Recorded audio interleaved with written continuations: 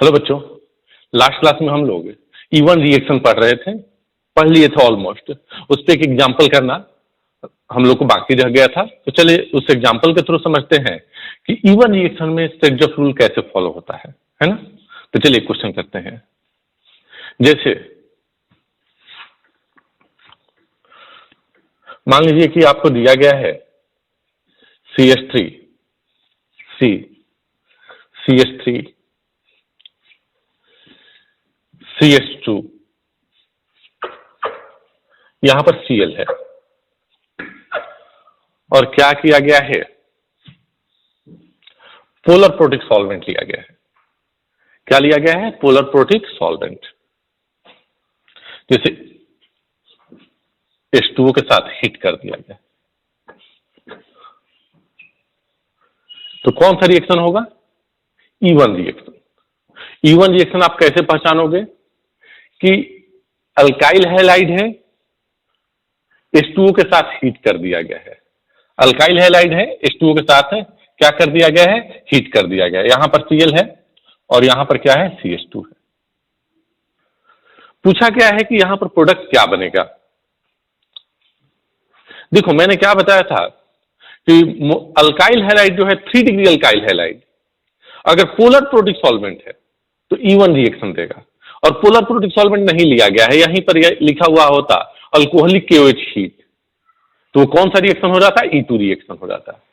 मैंने बताया भी था कि जो इवन रिएक्शन हो रहा है उसमें वीक बेस चाहिए होता है।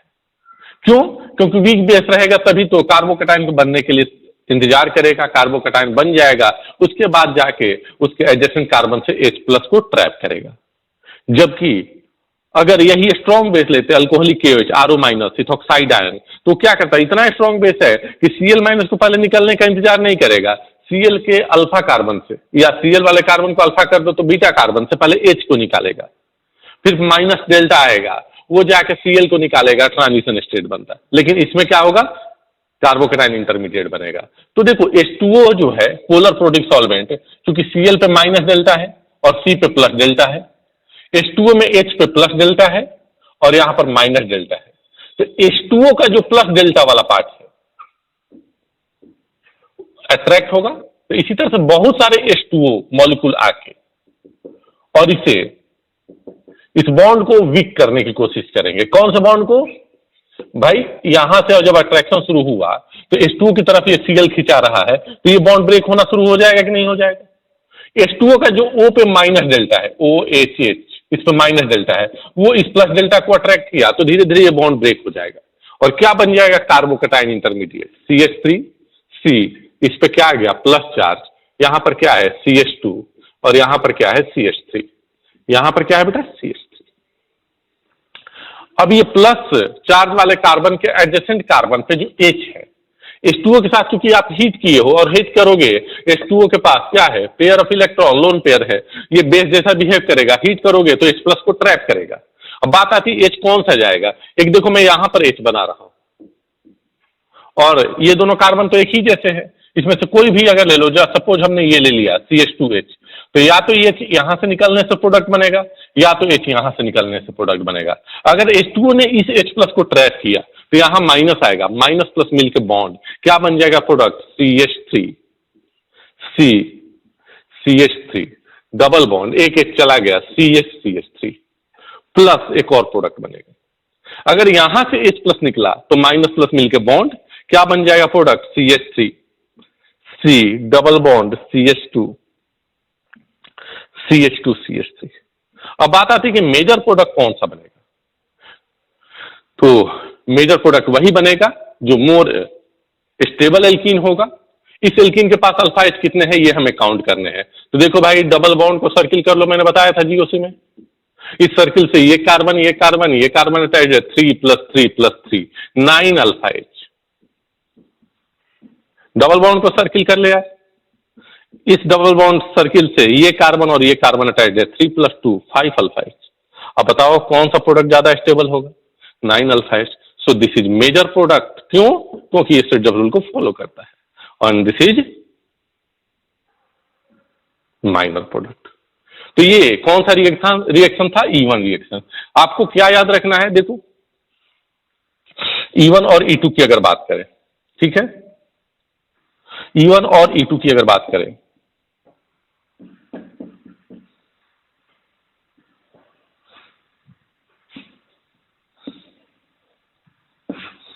अगर बेस की बात करें तो इसमें वीक बेस चाहिए, और यहां क्या चाहिए भाई? Strong base. अगर हम लोग सॉल्वेंट की बात करें तो सॉल्वेंट यहां पर कैसा चाहिए? पोलर प्रोटिक, पीपीएस, और यहां पर क्या चाहिए? Polar aprotic, PaaS. रिएक्टिविटी की बात करें तो 3 degree more than 2 degree is more than 1 degree. यहां भी 3 degree is more than 2 degree is more than 1 degree. ऐसा क्यों हो? क्योंकि हाई टेम्परेचर पे रिएक्शन हो रहा है। तो जो मोर स्टेबल एल्कीन होगा वही ज्यादा रिएक्टिव होगा। ये रिएक्टिविटी की बात हो गई। इसी तरह से आर आई ज्यादा रिएक्टिव होगा दोनों के लिए। उसके बाद आर बी आर,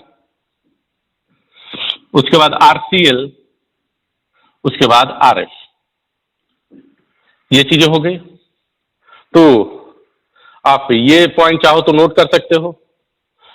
उसके बाद E1 में क्या होता है? कार्बोकैटायन इंटरमीडिएट बनता है। E2 में क्या होता है? ट्रांजिशन स्टेट बनता है। E1 में क्या होता है? कार्बोकैटायन। E2 में क्या होता है? Transition state. तो आप चाहो तो ये पॉइंट्स लिख सकते हो, आप इसे नोट कर लो बेटा। उसके बाद हम लोग और एलिमिनेशन रिएक्शन करा के और एल्कीन का फॉर्मेशन पढ़ेंगे। तो पहले आप इसे नोट कर लें।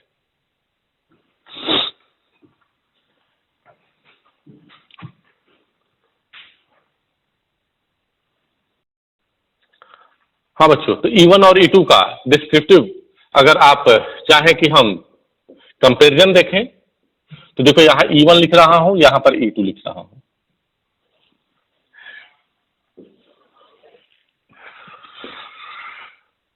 E1 is unimolecular, E2 is bimolecular, E1 is first order, E2 is second order, E1 weak base, जो कि अभी लिखा था इसके पहले, यहां भी लिख ले रहे हैं, एक जगह सब चीज हो जाएगा। और ये E2 स्ट्रॉन्ग बेस। E1 की अगर बात करें तो पोलर प्रोटिक सॉल्वेंट, ये भी हमने देख लिया था। और E2 polar aprotic solvent. Example इसका इंपॉर्टेंट था ना बेटा? दुनिया के सभी कीटोन, दुनिया के सभी ईथर, DMF, DMSO। नेक्स्ट, इसमें क्या कर बनता है? E1 में कार्बोकैटायन, और E2 में क्या बनता है? Transition state.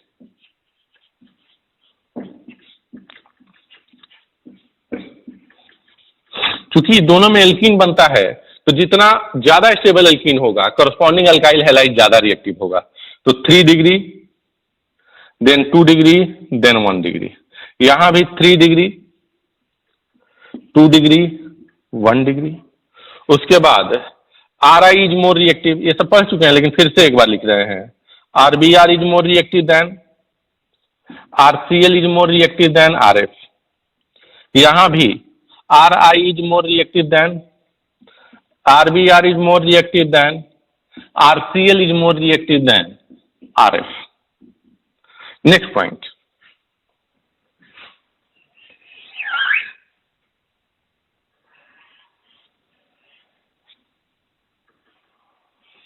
यहां पर कार्बोकैटायन इंटरमीडिएट बनेगा, यहां पर क्या बनेगा? ट्रांजिशन स्टेट बनेगा। सेट्जफ रूल को ये भी फॉलो करेगा।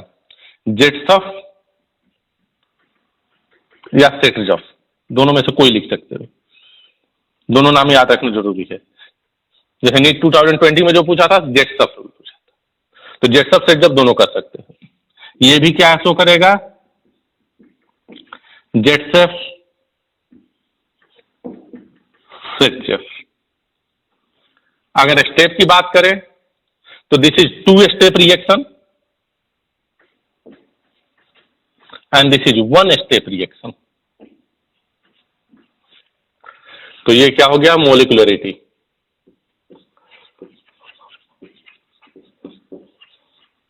ये हो गया ऑर्डर, ये हो गया बेस, नेचर ऑफ बेस।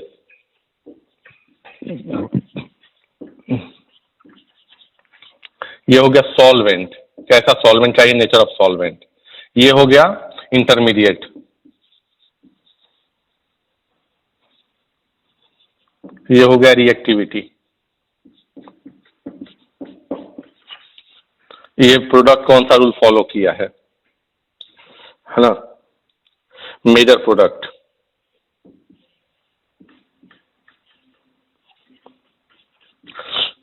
कौन सा रूल फॉलो करेगा, सेट्जफ या जेट्सफ। उसका कहना क्या है, more stable alkene is major.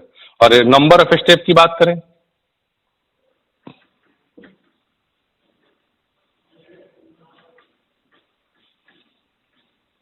तो ये 2 स्टेप, ये 1 स्टेप।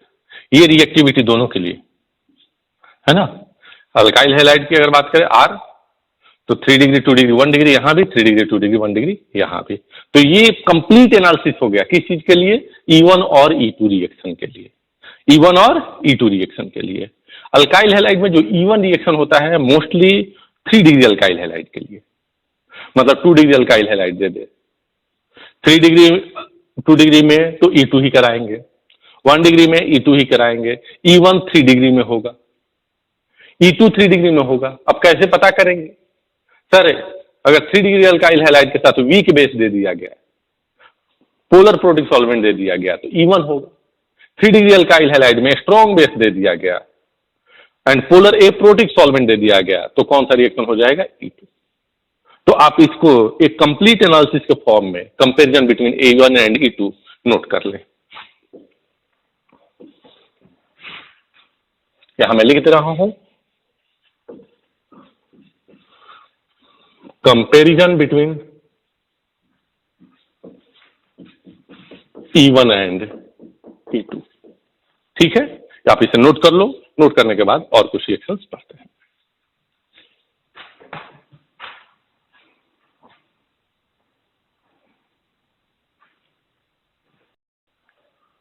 हाँ बच्चों, तो ये E1 और E2 के बीच में कंप्लीट हमने किस तरह से कंपैरिजन करना है, क्या डिफरेंस है, ये हमने देखा। मैं फिर से एक बार बोल रहा हूं, 3 डिग्री अल्काइल हैलाइड ही E1 रिएक्शन की तरफ जाता है, बाकी अल्काइल हैलाइड जो होते हैं E2 रिएक्शन की तरफ प्रोसीड होते हैं, E2 रिएक्शन उनमें प्रोसीड होता है। क्योंकि E1 रिएक्शन में कार्बोकेटाइन जो बनता है वो मोर स्टेबल होना चाहिए। तो आपको पता है कि 3 डिग्री कार्बोकेटाइन मोर स्टेबल होता है, इसलिए वहां से E1 रिएक्शन होगा। अल्कोहल में आपने देखा था H2O प्लस निकला था। अल्कोहल से जब हमने एल्कीन बनाया था तो टेम्परेचर डिपेंडेंट रिएक्शन हुआ था। तो चूंकि कार्बोकेटाइन बनना था एल्कीन बनने के पहले, तो वो जो अल्कोहल होता है उसका डिहाइड्रेशन जो होता है E1 मैकेनिज्म को फॉलो करता है। अब हम लोग बात करेंगे कि अभी तक जो भी हमने एलिमिनेशन से, चाहे डिहाइड्रेशन हो चाहे डिहाइड्रोहेलोजिनेशन हो, तो यही 2 एलिमिनेशन रिएक्शन से हमने एल्कीन बनाना सीखा है।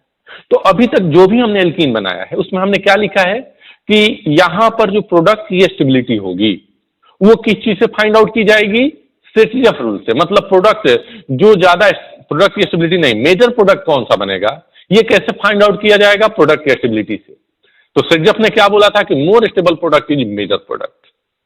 अब यहीं पर एक साइंटिस्ट आया जिसका नाम था हॉफमैन, और हॉफमैन ने क्या बोला, ठीक है सेट्जफ ने जो कहा है वो सही है, लेकिन कुछ ऐसे रिएक्शंस होंगे जिसमें लेस स्टेबल एल्कीन जो होगा वो मेजर प्रोडक्ट होगा। मतलब हॉफमैन का कहना एकदम उल्टा था कि अगर किसी एलिमिनेशन रिएक्शन से एल्कीन प्रोडक्ट बन रहा है, एक से ज्यादा एल्कीन बन रहा है, तो वो एल्कीन मेजर प्रोडक्ट होगा जो कि लेस स्टेबल होगा। तो फिर बात आ गई किसकी बात मानी जाए, हॉफमैन का या सेट्जफ का। तो नहीं, सेट्जफ का कहना सही है कि जो मेजर प्रोडक्ट हो वो ज्यादा बनना चाहेगा। तो कुछ ऐसे रिएक्शन एनालाइज किया हॉफमैन ने और बताया कि नहीं देखो, ये सब जो रिएक्शन है उसमें हॉफमैन रूल को फॉलो किया जाएगा, मतलब less stable alkene is major product. ठीक है, तो हॉफमैन में कौन कौन सा रूल फॉलो किया जाएगा, 4 रिएक्शन हमें बेसिकली पढ़नी है, तो चलो उसको नोट करते हैं। तो लिखते हैं Hofmann rule.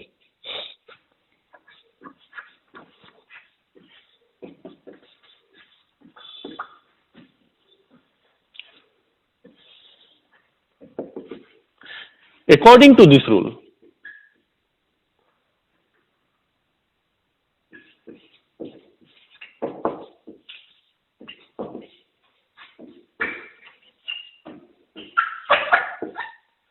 if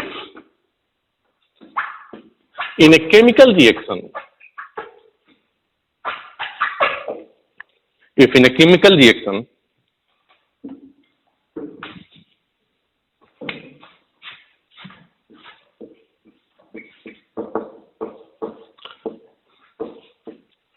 more than one alkene are formed,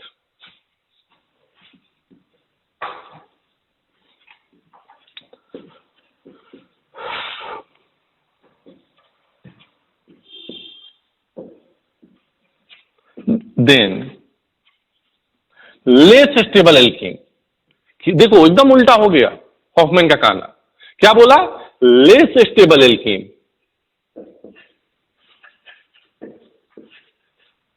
is a major product.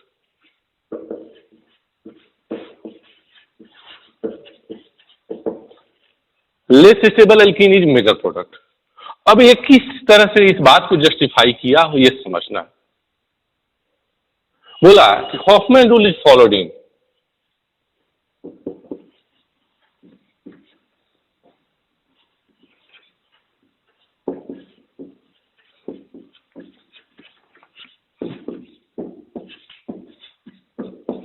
Following reaction.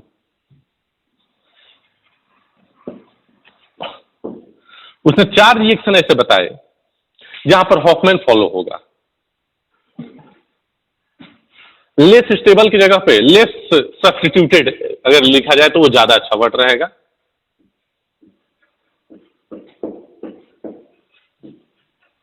क्योंकि जितना ज्यादा सब्स्टिट्यूशन होता है उतना ज्यादा स्टेबिलिटी बढ़ता है जनरली. उसने क्या बोला कि ये जो 4 रिएक्शन मैं दे रहा हूं उसमें हमें एल्कीन की स्टेबिलिटी नहीं देखनी होगी, लेस सब्स्टिट्यूशन. अब वो किस तरह से इस चीज को जस्टिफाई किया सुनना. सबसे पहले बोला कि जो अल्काइल हैलाइड का डिहाइड्रोहेलोजिनेशन करा रहे हो उसमें हैलोजन जो है फ्लोरीन आ जाए. If leaving group is fluorine, first case क्या है? If leaving group is fluorine. अब इससे क्या प्रॉब्लम होगा सुनना भाई. यहां पर F है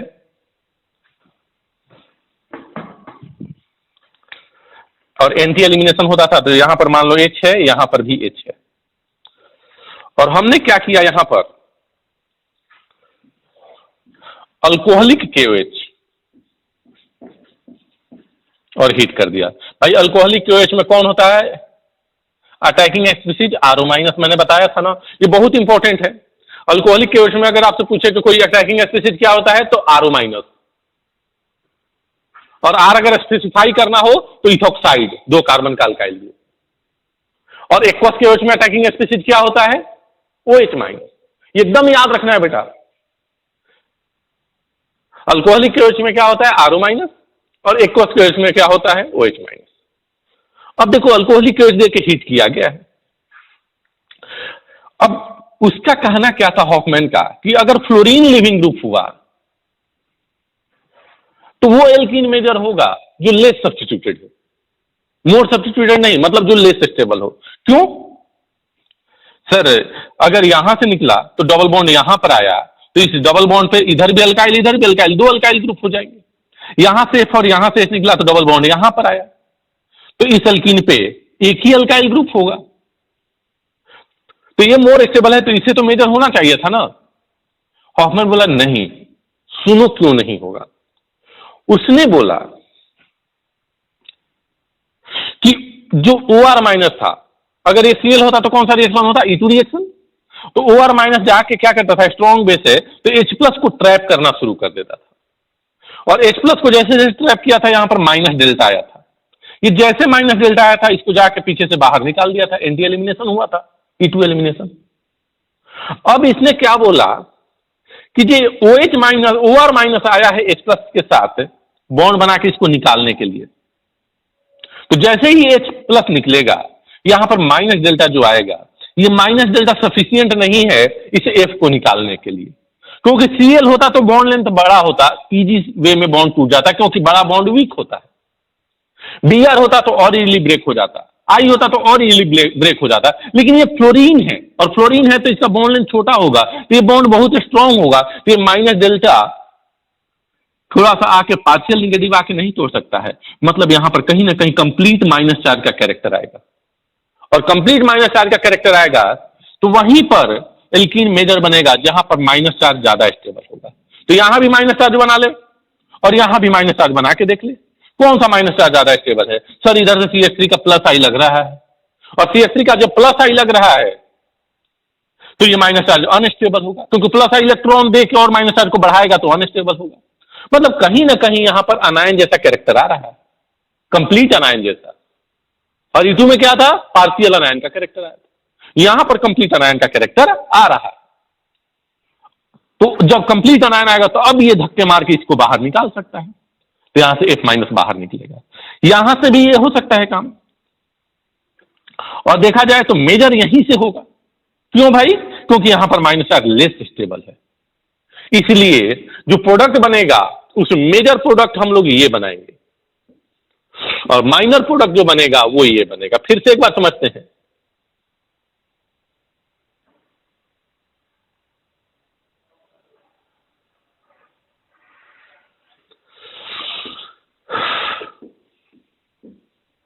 ये माइनर हो जाएगा और ये मेजर हो जाएगा। कैसे भाई, OR माइनस आया H प्लस को ले जाने के लिए। अभी तक हमने क्लोरीन, ब्रोमीन, आयोडीन को देखा था, फ्लोरीन का केस हमने नहीं लिया था। सर आपने तो लिखा था कि RI सबसे ज्यादा रिएक्टिव होगा, RF सबसे कम रिएक्टिव। हाँ, वो रिएक्टिविटी का मैंने ऑर्डर लिखा था, लेकिन अगर फ्लोरीन आ जाएगा तो क्या होगा इस चीज को समझो। भाई फ्लोरीन का बॉन्ड लेंथ छोटा है, मतलब फ्लोरीन नहीं निकलना चाहता है, क्योंकि बॉन्ड स्ट्रांग है। मतलब अच्छा लिविंग ग्रुप है कि बेकार है, बेकार है। कैसे पता चला, सर F पे माइनस चार्ज, Cl पे माइनस चार्ज, Br पे माइनस चार्ज, I पे माइनस चार्ज, जिस पे माइनस चार्ज ज्यादा स्टेबल अच्छा लिविंग ग्रुप। तो F का तो साइज छोटा है, तो इस पे माइनस चार्ज लेस स्टेबल है, तो ये बेकार लिविंग ग्रुप है, तो ये निकलना ही नहीं चाहेगा। जब नहीं निकलना चाहेगा तो यहां पर कंप्लीट माइनस जैसा चार्ज आना चाहेगा, तो कंप्लीट माइनस चार्ज जहां पर स्टेबल होगा वही मेजर प्रोडक्ट को बनाएगा। तो यहां का माइनस चार्ज और यहां का minus charge, this minus charge is more stable because on that minus charge plus I is observed of CH3। तो CH3 का प्लस आई इसको अनस्टेबल कर दिया, जबकि यहां पर ऐसा कुछ नहीं है। This is major product and this is minor product. तो आपसे पूछा जाए कि एलिमिनेशन में हॉफमैन रूल कब लगेगा, तो आपका फर्स्ट आंसर होना चाहिए कि हॉफमैन रूल तब लगेगा जब fluorine as a leaving group हो, पुअर लिविंग ग्रुप। कौन सा लिविंग ग्रुप बेटा, पुअर लिविंग ग्रुप। और पुअर लिविंग ग्रुप कौन कौन से होते हैं,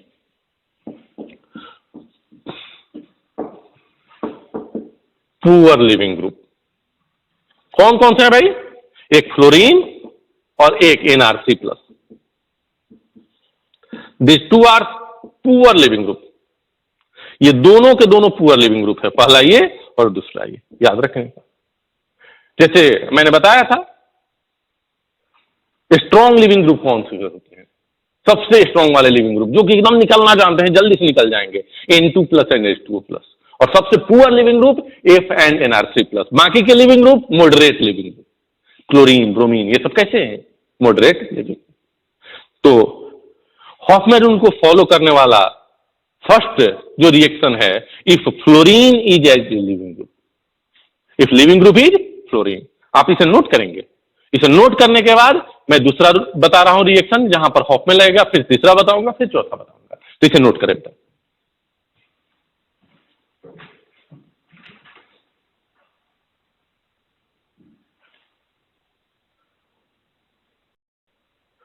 हाँ बच्चों, अब सेकेंड रूल सेकेंड पढ़ते हैं, हॉफमैन रूल को फॉलो करने वाला रिएक्शन सेकेंड। सेकेंड क्या होगा, by heating quaternary ammonium salt. Second क्या होगा, by heating quaternary ammonium salt.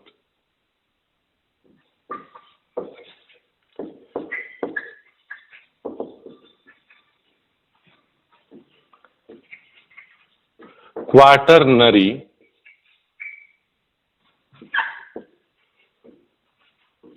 Ammonium salt, quaternary ammonium salt को हीट करते हो तो जैसे मान लो यहां पर N है।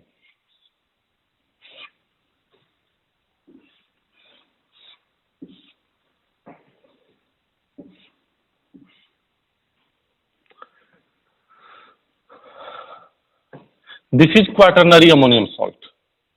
देखो N पे प्लस 4 आ गया, 4 अल्काइल ग्रुप आ गया, तो क्वाटरनरी अमोनियम सॉल्ट बेटा इसे बोलेंगे। इसको किसी बेस के प्रेजेंस में हीट कर दिया,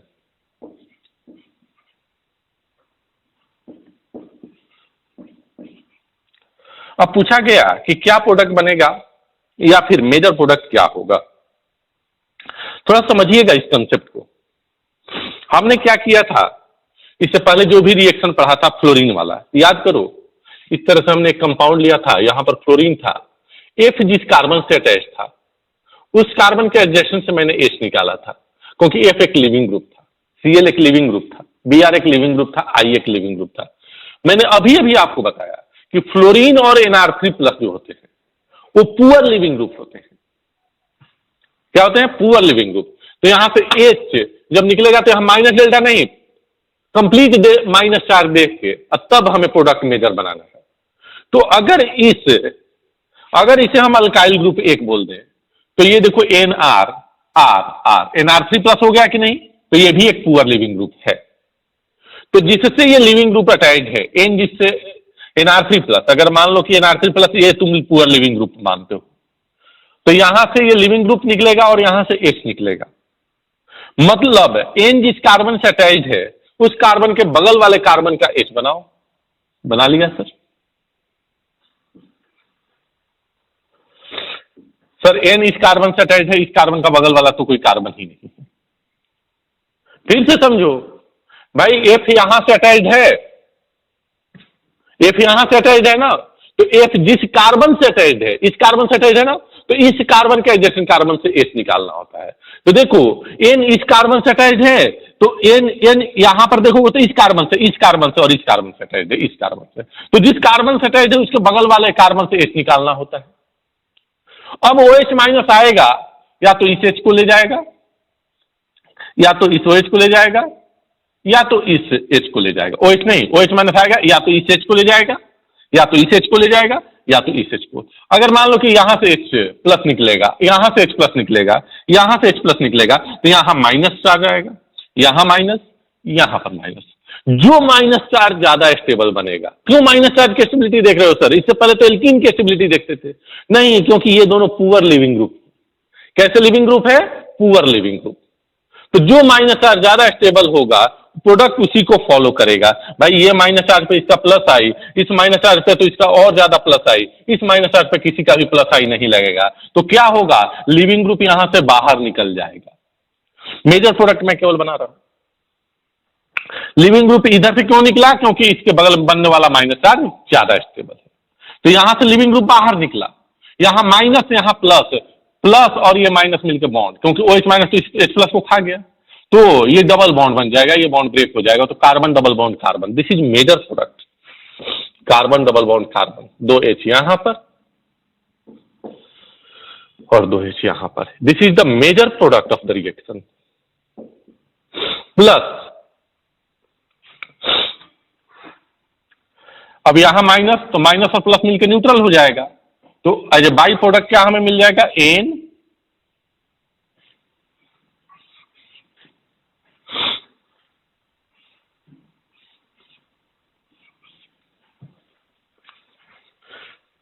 और ये क्या बन जाएगा? Major product. माइनर प्रोडक्ट की अगर बात करोगे तो यहां से सर जब ये बॉन्ड ब्रेक होगा तो यहां पर प्लस, यहां पर माइनस, ये मिलकर बॉन्ड बना लेगा, तो ये माइनर प्रोडक्ट एल्कीन बना। लेकिन मेजर कौन सा बना? ये बना।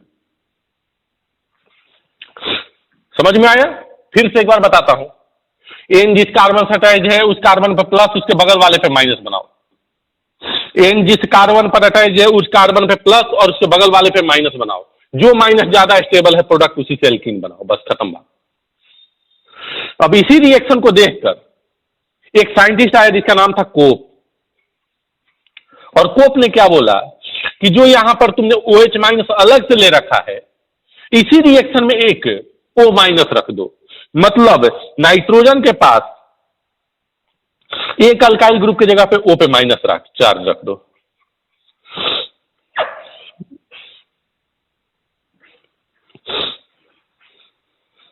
Tri methyl ammonium oxide. इसने क्या लिया था? टेट्रा मिथाइल या क्वाटरनरी अमोनियम सॉल्ट। इसने क्या लिया? Tri methyl ammonium oxide. और इसने क्या बोला कि इसको अब डायरेक्टली हीट कर दो। क्यों भाई? क्योंकि यहां OH माइनस लिया था, अब तो OH माइनस लेने की जरूरत नहीं है, O पे माइनस चार्ज है। तो अब क्या होगा? फिर से वही बात आ गई, एन जिस कार्बन से अटैच है उस कार्बन पे प्लस डेल्टा और उसके बगल वाले पे माइनस। यहां माइनस बनाओ, कार्बन पे प्लस, इस पे माइनस। एन जिस पे अटैच है उस पे प्लस, उस पे माइनस। जो माइनस ज्यादा स्टेबल है उसी से प्रोडक्ट बनाओ। ये माइनस पे प्लस आई, ये माइनस पे दो तरफ से प्लस आई, ये माइनस चार्ज पे कोई किसी इधर से प्लस आई नहीं लग रहा है। मतलब ये इधर से बॉन्ड ब्रेक होगा। ये क्या होगा? इधर से बॉन्ड ब्रेक होगा। यहां प्लस और यहां माइनस, ये बॉन्ड टूट गया। Carbon double bond carbon as a major product.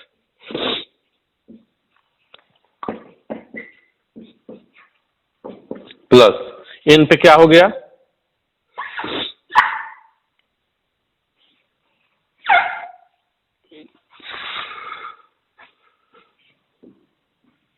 ये बन गया एज ए प्रोडक्ट।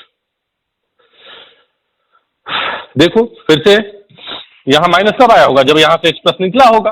तो ये O माइनस क्या किया? जो बाहर से बेस OH माइनस आके H प्लस ले जाता था, अब यही O माइनस यहां से H ले गया, तो ये O माइनस पे H आ गया, तो इस O माइनस को OH कर सकते हो। This is the product. फिर से देखो, लेस सब्स्टिट्यूटेड अल्कीन है ना, अल्कीन अगर यहां से बनाते तो मोर सब्स्टिट्यूटेड बनता, 3+3 6 सल्फाइड, लेकिन फिर भी यही मेजर प्रोडक्ट बना। ऐसा क्यों हुआ? क्योंकि ये हॉफमैन रूल को फॉलो किया। क्यों भाई? क्योंकि NR3+ जो होता है वो पुअर लिविंग ग्रुप होता है। करना क्या है? जिस N पे प्लस चार्ज है उसके बगल वाले कार्बन पे प्लस और उसके बगल वाले कार्बन पे, मतलब नेक्स्ट एडजेसेंट कार्बन पे क्या कर दो? माइनस चार्ज बना लो। जो माइनस चार्ज ज्यादा स्टेबल हो रहा है वो N के उस बॉन्ड को तोड़ दो। ये माइनस चार्ज ज्यादा स्टेबल था, N वाले बॉन्ड को यहां से ब्रेक कर दिया, यहां पर डबल बॉन्ड लगा दिया। अगर ये वाला माइनस चार्ज सपोज ज्यादा स्टेबल होता तो ये बॉन्ड तोड़ के और यहां डबल बॉन्ड बना देते, प्रोडक्ट मेजर हो जाता। अगर ये वाला माइनस चार्ज ज्यादा स्टेबल होता तो ये वाला बॉन्ड एन वाले बॉन्ड को तोड़ देते और यहां डबल बॉन्ड। बस यही इतनी बात है। और जो यहां पर बात है वही यहीं पर बात है। कैसे? तो यहां पर OH माइनस अलग से लेते थे, इसमें एक अल्काइल ग्रुप को हटा के और O माइनस कर दिया, तो इस रिएक्शन का नाम क्या हो गया? कोप रिएक्शन। खत्म बात। तो फिर से मैं बोल रहा हूं, हॉफमैन रूल को फॉलो करने वाला दो रिएक्शन अभी हमने पढ़ा, एक लिविंग ग्रुप फ्लोरीन हो और दूसरा क्वाटरनरी अमोनियम जैसा कोई आ जाए। करना क्या है? फ्लोरीन वाले केस में क्या करना है? फ्लोरीन जिस कार्बन से अटैच है उस कार्बन के एडजेसेंट कार्बन से H प्लस निकाल के माइनस चार्ज का स्टेबिलिटी देख लो, उसका प्रोडक्ट बना लो। क्वाटरनरी अमोनियम वाले में क्या करना है? N जिस कार्बन से अटैच है उस कार्बन के बगल वाले कार्बन पे हर जगह माइनस चार्ज बना लो। N जिस कार्बन से अटैच है, N इस कार्बन से अटैच है, इस कार्बन से अटैच है, इस कार्बन से, इस कार्बन से, जिससे अटैच है उसके बगल वाले पे माइनस, जिससे अटैच है उसके बगल वाला है ही नहीं, जिससे अटैच है उसके बगल वाले पे माइनस, जिससे अटैच है उसके बगल वाले पे माइनस।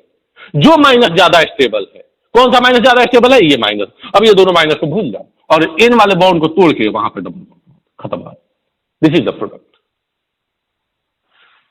तो ये रिएक्शन था। इसी रिएक्शन को देख के एक साइंटिस्ट आया जिसका नाम था कोप, तो इस रिएक्शन का नाम क्या हो गया? नीचे वाले रिएक्शन का कोप रिएक्शन। तो ये दो रिएक्शन है क्वाटरनरी अमोनियम से। तो हॉफमैन रूल को फॉलो करने वाले दो रिएक्शन हमने पढ़ा, जिसमें हम लोग क्या देख रहे हैं? माइनस चार्ज की स्टेबिलिटी देखनी है। तो ऐसे टोटल 4 ही रिएक्शन पढ़ने हैं। हमने 2 रिएक्शन पढ़ लिया, 2 रिएक्शन और पढ़ने हैं। फिर से एक बार बोल रहा हूं, हॉफमैन को फॉलो करने वाला पहला लिविंग ग्रुप फ्लोरीन, दूसरा क्वाटरनरी अमोनियम, थर्ड और फोर्थ इसके बाद पढ़ते हैं। इसे नोट करें।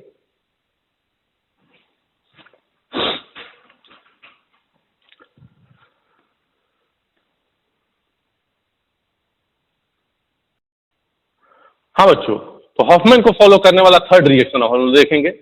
थर्ड रिएक्शन क्या है? If base is bulky,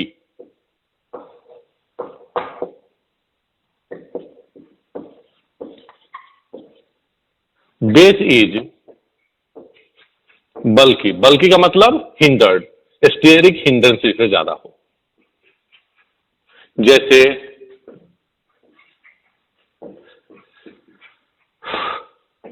tertiary butoxide, यहां पर स्टेरिक हिंड्रेंस ज्यादा हो गया ना। इथॉक्साइड लिए होते, ये नहीं होता, ये नहीं होता, इथॉक्साइड तो हिंडर्ड बेस नहीं है, इसको क्या बोलेंगे? Tertiary butoxide.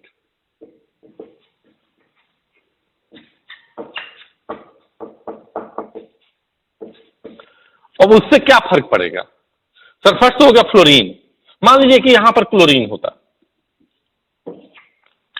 और यहां पर हमने बेस लिया होता इथोक्साइड, ये लिया होता CH3 CH2O माइनस, या इसी को हम लोग बोलते हैं अल्कोहलिक क्योएच। अल्कोहलिक क्योएच का मतलब कहने का क्या है? RO माइनस, और कुछ नहीं दिया गया है तो R का मतलब इथाइल ग्रुप। तो देखो ये आ गया बेस, तो हम रिएक्शन पढ़े थे E2 रिएक्शन, भाई Cl है, आराम से, कोई दिक्कत वाली बात नहीं है। H प्लस हटेगा तो यहां माइनस डेल्टा आएगा, यहां माइनस डेल्टा, प्रोडक्ट जो बनेगा वो एल्कीन के स्टेबिलिटी के हिसाब से E2 रिएक्शन। तो this is the major product and this is the minor product. अब थोड़ा सा बात कर लेते हैं इसकी, बेस बल्कि हो गया तो क्या होगा? CH3 CCH3 CH3 O पे माइनस चार्ज। भाई मेरे को एक चीज बताओ, ये छोटा में बेस है कि बहुत मोटा बेस है? आप बोलोगे सर बहुत बड़ा है, बहुत मोटा बेस है। तो ये बेस जाएगा H प्लस को खाने के लिए, और जैसे ही जाएगा ये एक चीज देखेगा कि मैं वहां से जाके H प्लस को निकालूं जहां पर स्टेरिक हिंड्रेंस कम है, क्योंकि मैं बहुत बड़ा हूं। अब सोचो कोई मोटा आदमी जा रहा है, तो मोटा आदमी जाएगा, किसी गेट से उसे निकलना है, तो वो मान लो कि किसी घर में, किसी कमरे में 3-4 गेट लगा हुआ, किसी हॉल में 3-4 गेट लगा हुआ, तो भाई अगर बहुत ज्यादा मोटा बल्कि है तो वो उस गेट से जाना चाहेगा जो गेट बड़ा हो, जहां पर हिंड्रेंस कम हो या जहां पर भीड़ कम हो। तो इस बेस की बात करें तो ये O माइनस इतना बड़ा बेस है, तो वहां जाएगा कि जहां पर भीड़ कम हो। यहां पर CH3 का स्टेरिक हिंड्रेंस लग रहा है, CH3 देखो ना, CH ये बहुत बड़ा ग्रुप है, तो ये वहां पर जाके H प्लस लेगा जहां पर स्टेरिक हिंड्रेंस कम हो। इधर तो और कोई है ही नहीं, तो इसने H प्लस यहां से निकाला, H प्लस यहां से निकला तो माइनस और यहां प्लस मिलकर बॉन्ड। तो यहां पर जो मेजर प्रोडक्ट होगा वो ये होगा मेजर। क्यों? क्योंकि स्टेरिक हिंड्रेंस यहां पर कम था, and this is the minor product. तो देखो बच्चों, 3 रिएक्शन आपके पास आ गए जहां पर हमने हॉफमैन रूल लगाया। कौन सा?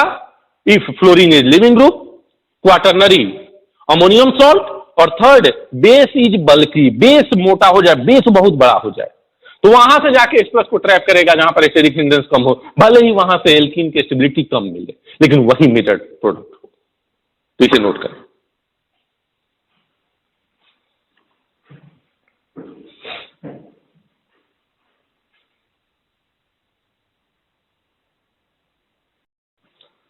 हाँ बच्चों, अब हॉफमैन रूल के लिए फोर्थ जो रिएक्शन है, लास्ट रिएक्शन है, दैट इज पाइरोलाइसिस ऑफ ईस्टर। पहले रिएक्शन देख लेते हैं, समझ में आ जाएगा, उसके बाद नोट करेंगे। तो फोर्थ हॉफमैन को फॉलो करने वाला जो रिएक्शन है दैट इज पाइरोलाइसिस ऑफ ईस्टर। पाइरोलाइसिस का मतलब क्या होता है? बहुत हाई टेम्परेचर पे हीट करना। तो ये भी हॉफमैन को फॉलो करता है। जैसे एक ईस्टर बनाते हैं, जैसे CH3 C double bond O C, यहां पर भी CH3 CH2 CH3, this is Easter. और इस ईस्टर को हाई टेम्परेचर पर हमने हीट कर दिया। अब सुनिएगा, एल्कीन यहां से बनेगा। कैसे बनेगा ये सब मैं समझा रहा हूं, तुम क्या बोलोगे? यहां पर सिंगल बॉन्ड है कि डबल बॉन्ड है? आप बोलो सर सिंगल बॉन्ड है, यहां पर कंप्लीटली सिंगल बॉन्ड है। यहां पर सिंगल बॉन्ड है कि डबल बॉन्ड है? आप बोलो सर सिंगल बॉन्ड दिख रहा है, मैं मारूंगा एक थप्पड़। भाई lone pair single double, double bond character आएगा कि नहीं रेजोनेंस के कारण? आप बोलोगे आ गया सर। तो ये जब रेजोनेंस होगा, इधर इलेक्ट्रॉन दिया तो ये बॉन्ड इधर ब्रेक होगा, रेजोनेंस पढ़ा है ना जी। तो यहां पर कैसा चार्ज आएगा? Minus delta. अब सुनना मेरी बात को, माइनस डेल्टा नहीं, कंप्लीट माइनस चार्ज, क्योंकि भाई रेजोनेंस हो रहा है तो यहां पर माइनस चार्ज आएगा। हाइब्रिड बनाओगे तो माइनस डेल्टा चार्ज आएगा। यहां तो सिंगल बॉन्ड है, और सिंगल बॉन्ड है तो सिंगल बॉन्ड के क्रॉस क्या होता है? Free rotation. याद आ रहा है कि नहीं? Free rotation, restricted rotation. तो यहां पर फ्री रोटेशन हो रहा है। जब फ्री रोटेशन हो रहा है, जब इस बॉन्ड का फ्री रोटेशन हो रहा है, तो तुम ध्यान देखना क्या होगा। ये ऐसे रोटेट करेगा तो O माइनस कभी ऊपर भी आएगा, O माइनस कभी नीचे भी आएगा। O माइनस को चाहिए कौन? H plus. O माइनस को कौन चाहिए? H plus. तो यहां पर CH3 की जगह पे CH2H लिख रहा हूं मैं, और यहां भी CH3 की जगह पे CH2H लिख रहा हूं। अब थोड़ा सुनना, जो यहां से माइनस चार्ज H प्लस को ले रहा है, सर आप यहां पर माइनस चार्ज बनाए हो, लेकिन एक ऐसा भी पोजीशन आएगा जिसमें ये O माइनस नीचे होगा। तो देखो मैं दो तरह से समझा रहा हूं, मतलब दो तरह से कहने का मतलब कि दोनों में पॉसिबिलिटी बता रहा हूं। एक तो ये हो सकता है कि CH3C यहां पर जब रेजोनेंस होगा तो यहां डबल बॉन्ड और यहां सिंगल बॉन्ड आएगा, लेकिन मैं क्या कर रहा हूं, डबल बॉन्ड से ही समझा रहा हूं। यहां डबल बॉन्ड O पे minus delta, O CH CH2 के साथ H आएगा, CH2 CH3। अब ये माइनस क्या करेगा, यहां से H प्लस को ट्रैप करेगा, तो यहां पर क्या आएगा, माइनस डेल्टा। दूसरा पॉसिबिलिटी क्या हो सकता है सर? दूसरा पॉसिबिलिटी ये हो सकता है CH3C और ये नीचे आ जाए CH, यहां पर CH3, यहां पर CH2। देखो ये क्या चीज मैंने इधर लिख दिया है जानबूझ के कि इस O से इंटरेक्ट करे, और यहां पर CH3। अगर O माइनस ये यहां से H प्लस को ट्रैप करे तो ये बनेगा,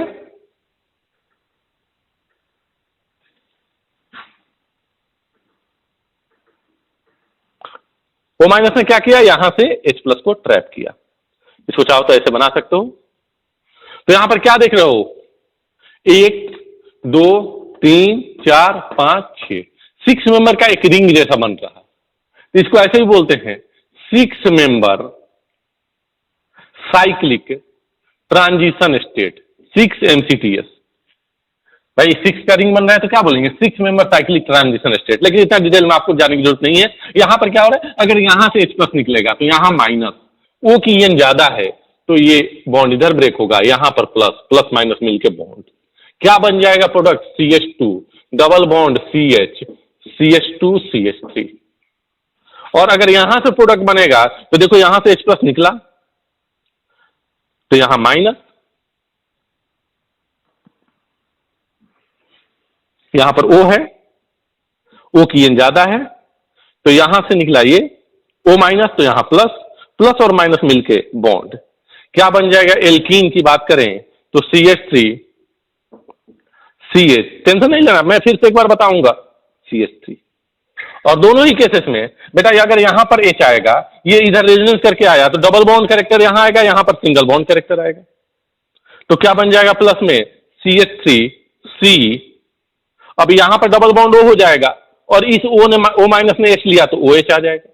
यहां पर क्या हो जाएगा, CH3C डबल बॉन्ड O हो जाएगा और यहां पर O ने H लिया तो OH हो जाएगा। अब फिर से एक बार इस रिएक्शन को अच्छी तरह से समझते हैं। भाई O की EN C से ज्यादा है तो ये बॉन्ड इधर की तरफ आएगा, यहां पर O का लोन पे रेजोनेंस कर रहा है तो ये इधर की तरफ आएगा, तो ये बॉन्ड इधर की तरफ ब्रेक होगा। इस बॉन्ड का फ्री रोटेशन हो रहा है, जब फ्री रोटेशन हो रहा है तो कभी ये ऊपर भी जाएगा और कभी भी ये नीचे भी आएगा। जब ये ऊपर से इस H को ट्रैप करने के लिए जाएगा तो ये वाला 6 मेंबर साइक्लिक ट्रांजिशन स्टेट बनेगा, और अगर इस H को लिया तो ये वाला 6 मेंबर साइक्लिक ट्रांजिशन स्टेट बनेगा। जो भी साइक्लिक ट्रांजिशन स्टेट बनेगा उसमें जब ये H प्लस निकल रहा होगा तो यहाँ माइनस डेल्टा, यहां से भी H प्लस निकल रहा होगा तो यहाँ पर माइनस डेल्टा। जो माइनस चार्ज जितना ज्यादा स्टेबल होगा मेजर प्रोडक्ट वहीं से बनेगा। फिर से सुनना भाई, O की एन ज्यादा तो ये बॉन्ड इधर की तरफ पोलराइज हुआ, यहाँ पर माइनस डेल्टा आया, ये लोन पे रेजोनेंस कर रहा है, रेजोनेंस करके यहाँ डबल बॉन्ड कैरेक्टर, यहाँ सिंगल बॉन्ड कैरेक्टर, O पे माइनस चार्ज, ये बॉन्ड टूटने को जा रहा है, ये माइनस चार्ज इस H प्लस के साथ बॉन्ड बनाने को जा रहा है। जब ये H प्लस निकलेगा तो ये बॉन्ड टूटेगा। लेकिन बात यहीं तक नहीं है सर, ये सिंगल बॉन्ड है तो फ्री रोटेशन होगा, और फ्री रोटेशन होगा तो एक बार O यहां पर है, O माइनस यहां पर है, तो एक बार रोटेशन के बाद यहां पर आएगा तो इस H प्लस को भी ट्रैप कर सकता है, इस H प्लस को भी ट्रैप कर सकता है। मतलब क्वाटरनरी अमोनियम वाली स्थिति यहां पर भी आ गई, जिससे O अटैच्ड है ईस्टर का। देखिए यहां से O इस कार्बन से अटैच्ड है, उसके बगल वाले कार्बन से H को निकालो, माइनस चार्ज बनाओ, जो माइनस ज्यादा स्टेबल है वहीं से प्रोडक्ट बनेगा। ये एन वाला तो बॉन्ड टूटता था तो यहां भी O वाला बॉन्ड तो टूटेगा ही। O की एन ज्यादा है तो यहां पर प्लस, प्लस के बगल वाला जो भी माइनस ज्यादा स्टेबल होगा मेजर वहीं से बनेगा। ये माइनस डेल्टा ज्यादा स्टेबल के ऊपर वाला, सर इधर से कोई प्लस आई नहीं लग रहा है, इसमें CH3 का प्लस आई इस माइनस चार्ज को अनस्टेबल बना रहा है, this minus charge is more stable, so major product is this. तो ये क्या बनेगा? Major product. और ये क्या बनेगा? Minor product. अब आपसे पूछा जाए कि किसको फॉलो किया, भाई यहां पर तो 2 अल्फा एच, यहां पर तो 3 and 3 6 अल्फा एच, ये मोर स्टेबल, ये less stable. Less stable alkene is major product. It follows Hofmann rule, it follows Hofmann rule. तो हॉफमैन रूल को फॉलो करने वाले कितने एलिमिनेशन हमने पढ़े? 4। First, fluorine is leaving group. Second, quaternary ammonium salt या उसी का दूसरा वर्सन है Cope reaction, trimethyl ammonium oxide का elimination. Third reaction, base is bulky. And fourth reaction, pyrolysis of ester. ये 4 रिएक्शन है जहां पर हॉफमैन फॉलो होता है। और क्या देख रहे हो, वहां पर माइनस चार्ज कैपेबिलिटी को देखकर हम मेजर और माइनर डिसाइड करते हैं, जबकि और जो भी एलिमिनेशन हमने पढ़ा उसमें मोर स्टेबल एल्कीन को देखकर हमने मेजर और माइनर डिसाइड किया। तो आप इसे नोट करें।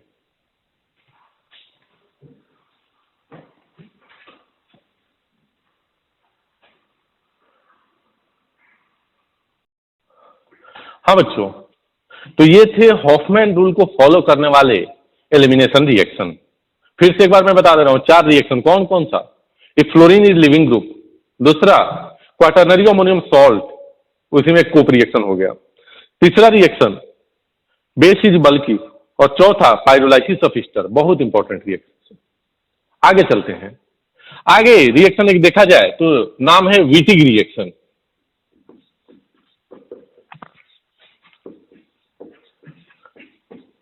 Wittig reaction. अब इसमें क्या होता है? When carbonyl compound, carbonyl compound का मतलब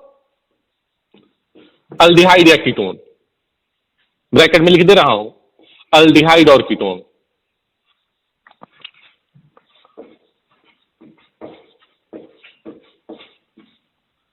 reacts with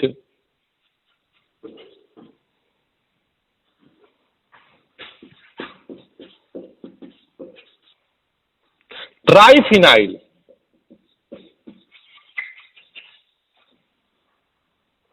phosphonium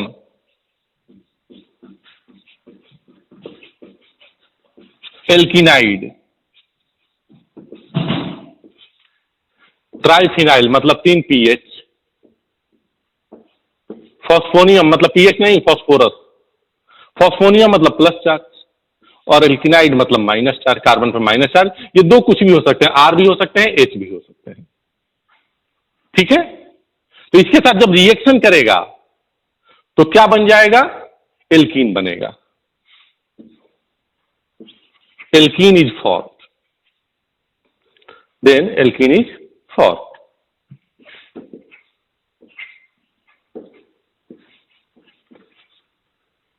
इसको एलाइड फॉर्मेशन भी बोलते हैं, इसको एलाइड भी बोलते हैं, है ना। तो देखो कोई भी अल्डिहाइड या कीटोन ले लो, C डबल बॉन्ड O, और इसका रिएक्शन किस चीज से करा दो? यहां पर कार्बन है, 3 पीएच ले लिया, 3 कार्बन है, नहीं भाई यहां तो फास्फोरस लिया था ना, यहां पर फास्फोरस है और यहां पर कार्बन है, और इस कार्बन के साथ मान लो कि 2 R अटैच्ड है, H भी हो सकता है, एक R एक H भी हो सकता है, यहां पर प्लस और यहां पर माइनस। तो होगा क्या, इस O को P के साथ लेते चले जाओ, क्या बन जाएगा प्रोडक्ट? P के साथ डबल बॉन्ड O आ गया, PH प्लस, अब ये कार्बन कहां आ गया? इसके साथ आ गया, तो डबल बॉन्ड, यहां भी डबल बॉन्ड, कार्बन यहां पर 2 R आ गया। अरे भाई प्लस माइनस मिलकर बॉन्ड था, ये मत सोचना कि माइनस कहां गया, प्लस माइनस मिलकर बॉन्ड था, ये O इधर चला गया। अरे भाई देख मैं यहां पर ऐसे बना दी और ये इसके साथ चला है। तो ये भी एक रिएक्शन है जिसका नाम है विटिग रिएक्शन। विटिग रिएक्शन में होता क्या है कि जो ट्राइफिनाइल फॉस्फोनियम एल्किनाइड देखो ना, ये एल्किनाइड मैंने क्यों बोला, क्योंकि ये डबल बॉन्ड जब ब्रेक होगा तो माइनस आएगा, और यहां पर डबल बॉन्ड कैरेक्टर है, डबल बॉन्ड कैरेक्टर है तो एल्कीन जैसा हुआ, तो इसीलिए एल्कीन पे माइनस आया तो एल्किनाइड। तो उससे रिएक्शन कराया तो क्या बन गया, एल्कीन बना। करना क्या है, अल्डिहाइड कीटोन का ऑक्सीजन फास्फोरस के दे दो, और जहां से डबल बॉन्ड वो हटा है वो बाकी पार्ट इस कार्बन के साथ दे दो। अगर यहां H रहा तो टर्मिनल एल्कीन बन जाएगा, ये भी H और ये भी H बन जाएगा। This reaction is called as Wittig reaction. तो ये भी एक रिएक्शन है, आप इसे नोट करो।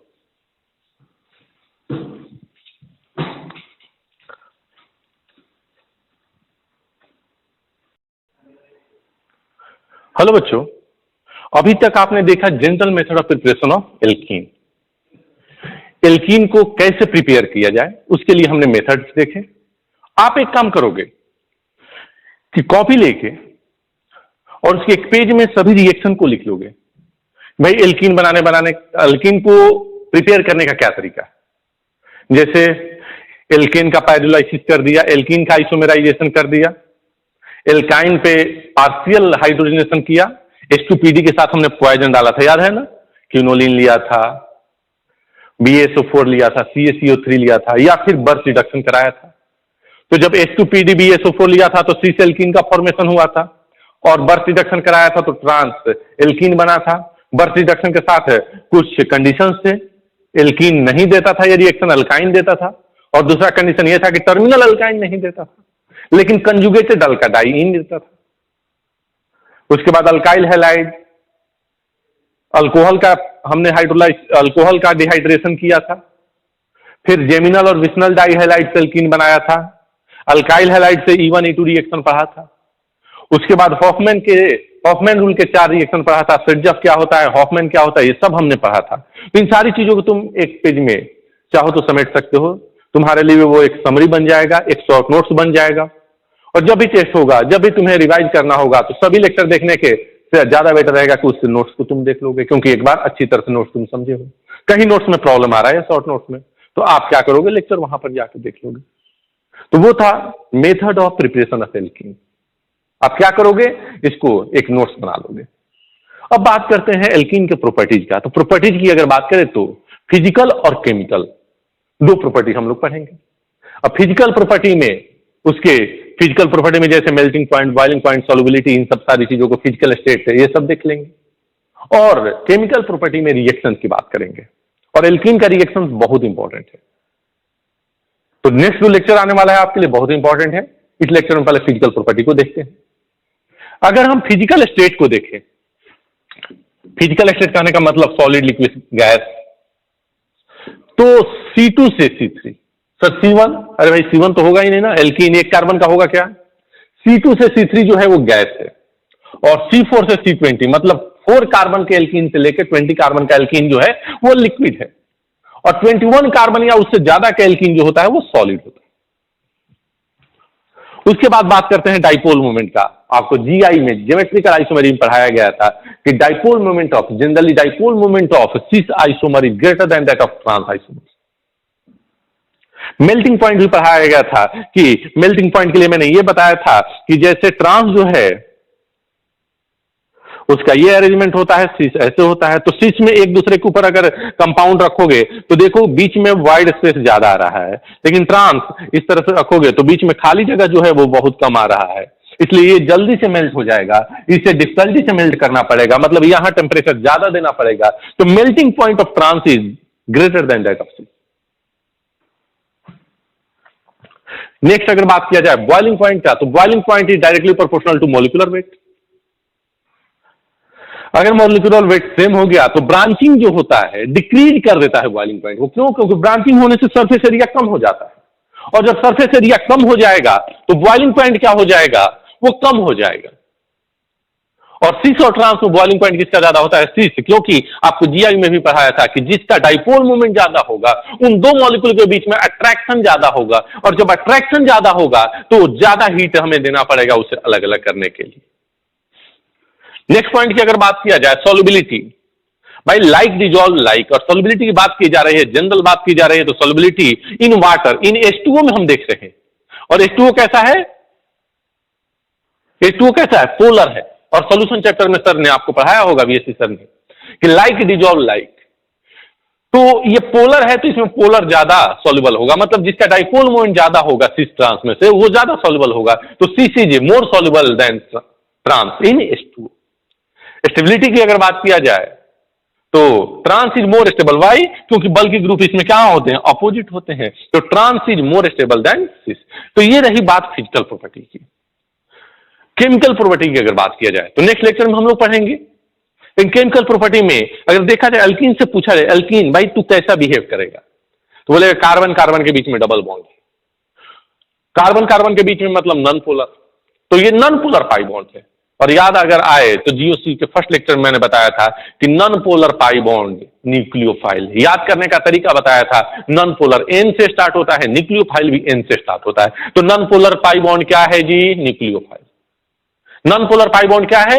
न्यूक्लियोफाइल। तो न्यूक्लियोफाइल पे कौन आकर अटैक करेगा? इलेक्ट्रोफाइल। भाई मैं न्यूक्लियोफाइल हूं तो मेरे से अट्रैक्शन किसका होगा? इलेक्ट्रोफाइल का। मेरे पास इलेक्ट्रॉन ज्यादा है, मैं न्यूक्लियोफाइल हूं, तो मेरे पास वो आएगा जिसके पास इलेक्ट्रॉन की कमी है, इलेक्ट्रोफाइल। तो मैं पूछूं कि मेरे पास कौन अट्रैक्ट हुआ, तो इलेक्ट्रोफाइल। अल्कीन से पूछे कि तुम्हारे पास कौन अट्रैक्ट होगा, तो बोलेगा कि इलेक्ट्रोफाइल। तो एल्कीन का नेचर किससे अट्रैक्ट करने का हुआ? इलेक्ट्रोफाइल का। मतलब एल्कीन पे कौन सा रिएक्शन होगा? इलेक्ट्रोफिलिक। कौन सा रिएक्शन होगा? इलेक्ट्रोफिलिक। तो क्या बोलेंगे? Characteristic reaction of alkene is electrophilic reaction. अब उस इलेक्ट्रोफिलिक रिएक्शन में कौन सा रिएक्शन होगा? तो चूंकि पाई बॉन्ड है और मैंने बताया था कि पाई बॉन्ड है तो ब्रेक होगा और उस पर 2 सिग्मा बॉन्ड बनेगा, तो कौन सा रिएक्शन हुआ? Electrophilic addition reaction. कौन सा रिएक्शन? Electrophilic addition reaction. तो characteristics reaction of alkene is electrophilic addition reaction. Characteristics reaction of alkene is electrophilic addition reaction. कल हम लोग स्टार्ट यही करेंगे रिएक्शन, इलेक्ट्रोफिलिक एडिशन रिएक्शन। कौन सा रिएक्शन? Electrophilic addition reaction. आपको एक बड़ा सा होमवर्क मैं दे रहा हूं, और वो होमवर्क क्या है? जो मैंने बताया था, कार्बोकैटायन का रीअरेंजमेंट, रिंग एक्सपेंशन, इन सारी चीजों को, कार्बोकैटायन का रीअरेंजमेंट एंड रिंग एक्सपेंशन, फिर से बोल रहा हूं, कार्बोकैटायन का रीअरेंजमेंट और रिंग एक्सपेंशन आपको अगले लेक्चर को सुनने के पहले अच्छी तरह से देखना होगा, पढ़ना होगा। तो मिलते हैं नेक्स्ट लेक्चर में। इलेक्ट्रोफिलिक एडिशन रिएक्शन पढ़ेंगे जो कि एल्कीन का कैरेक्टरिस्टिक्स रिएक्शन है। लेकिन उसे फिर से एक बार बोल रहा हूं, आपके लिए होमवर्क क्या है कि आप कार्बोकैटायन का रीअरेंजमेंट और रिंग एक्सपेंशन जो टॉपिक मैंने पढ़ाया था उसको आप अच्छी तरह से एक बार नोट्स में पढ़ के आएंगे, पढ़ के देखेंगे। तो चलिए मिलते हैं नेक्स्ट लेक्चर में एक नए एनर्जी के साथ। Thank you very much.